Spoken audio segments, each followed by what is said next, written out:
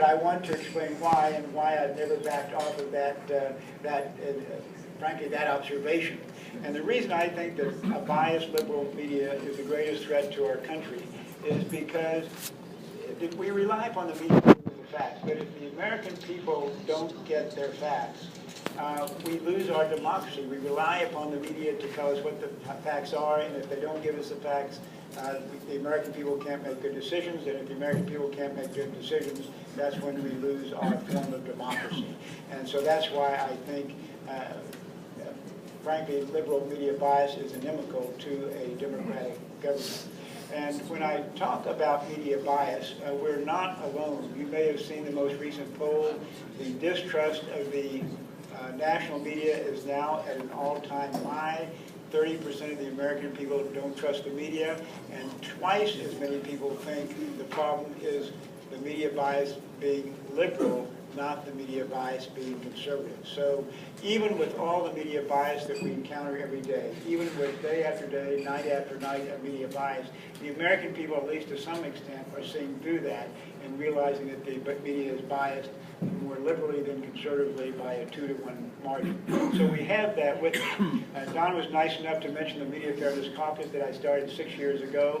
And by the way, we started the caucus only with the view of trying to remind the media of their incredible responsibility to our people. We started the Media Fairness Caucus not to condemn the media, but just simply to hold them to the highest standards possible. And when we do that in any number of ways. I give speeches on the House floor. We have a bi-weekly newsletter that we put out with the examples of media bias over the last 2 weeks. And then we have a website, my own website, that people can go to see the newsletters or to get more information about media bias. And by the way, when I talk about the national liberal media, I intentionally do not use the word mainstream media. I think we ought to call them out as liberal, not mainstream. Mainstream somehow implies that the national media represents the majority of the American people. In my view, they do not. So let's call them liberal, not progressive, which has positive connotations, and not mainstream, which is inaccurate. So let's call the national media the liberal national media, not all of them, but many of them, and remind them of their awesome responsibility to give the American people the facts, not tell the American people what to think. And that's our refrain.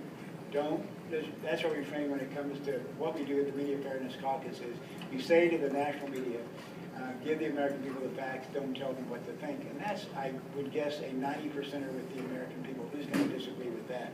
So anyway, that's what we've been doing, and I appreciate this award from AIM very, very much.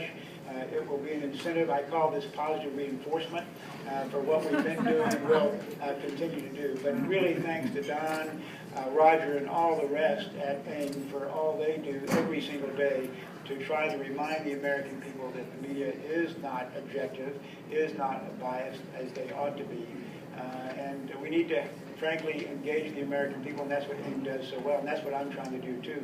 When I say engage the American people, engage the media consumers, you know, we have at our disposal today, we have the internet, we have social media, we can get the word out far better now than we have been able to in past years.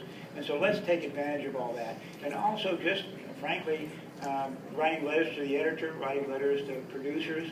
A couple of years ago, I counted the number of letters to the editor that I wrote over a 2-year period of time. It was 150. Wow. Anytime I see an inaccuracy, anytime I see a bias that has anything to do with Congress or my jurisdiction as the chairman of Science Committee today and the Judiciary Committee 2 Congresses ago, I write a letter to the editor, and I think that should be our standard as well. Don't let any inaccuracy go.